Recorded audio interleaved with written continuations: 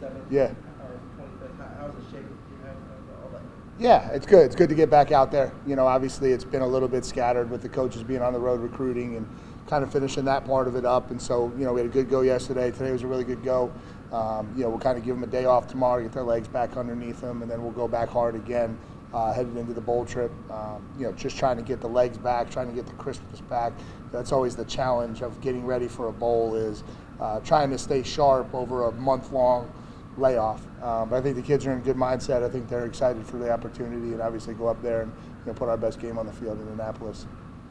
Around this time, flips from developmental to getting geared up for an actual game? Yeah, I think we kind of split. So, you know, we had about 8 practices that were kind of split between developmental and like stay sharp and keeping the veterans sharp.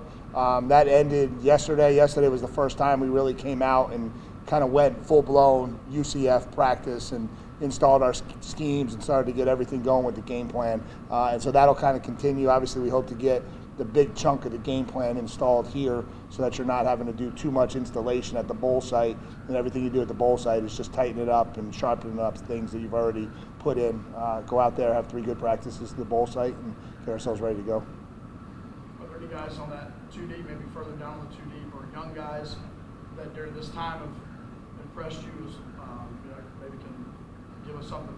Yeah. I don't know about give us something in the bowl game necessarily because we haven't lost anyone yet, but like I think guys that certainly have impressed defensively. I think a kid like Wes Williams has had a really good fall. You know, put on a lot of mass, put on a lot of weight. I think he's put himself in a really good position to help us next year. I think Jeremiah Hazley has had a really good go. You know, he played 3 games, so he'll get his 4th in the bowl game, but I think he's bigger, stronger, faster.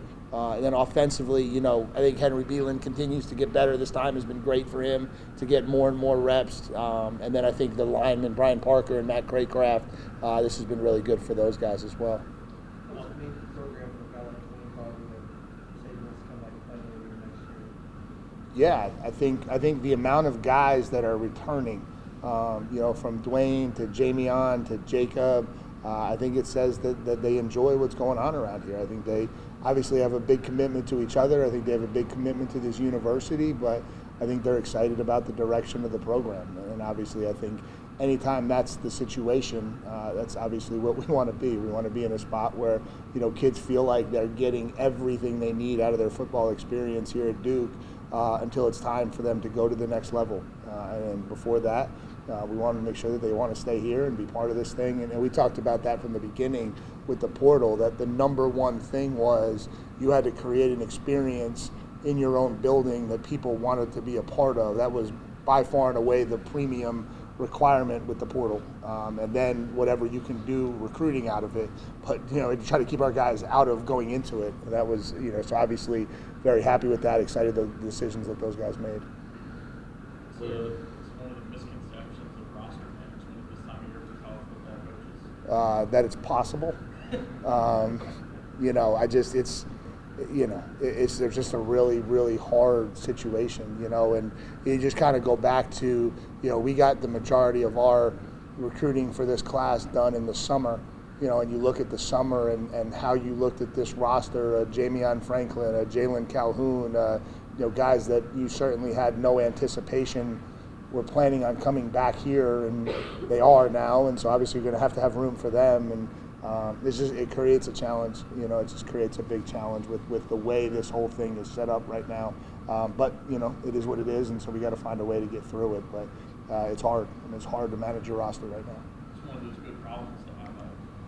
Well, yeah, we're on the good side of it, right? Because we haven't lost a lot of guys, and so that's the positive side of it. And so we're managing a roster from maybe a surplus standpoint and trying to figure out how to get it right. Obviously, there's a lot of schools out there that are on the other side of it, which is not where you want to be, which is, you know, working on a big deficit. But it's a hard situation managing these rosters. It's I believe the 4th time you've gone up against Gus Malzahn in some capacity. Obviously, the last 3 times were SEC games, yeah. Texas A&M, Auburn. Yep. Is there anything you can take from past experience and put it into the game plan for the ball game?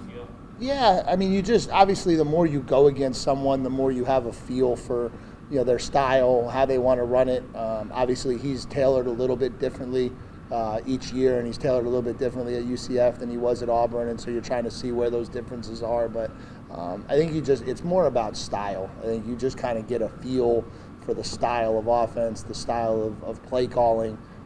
That's probably where the familiarity comes in. And then the flip side of it is they have it for us, right? And so they're as familiar with us as we are with them. And so those become maybe higher level chess matches a little bit when you're going through the game plan and that type of stuff.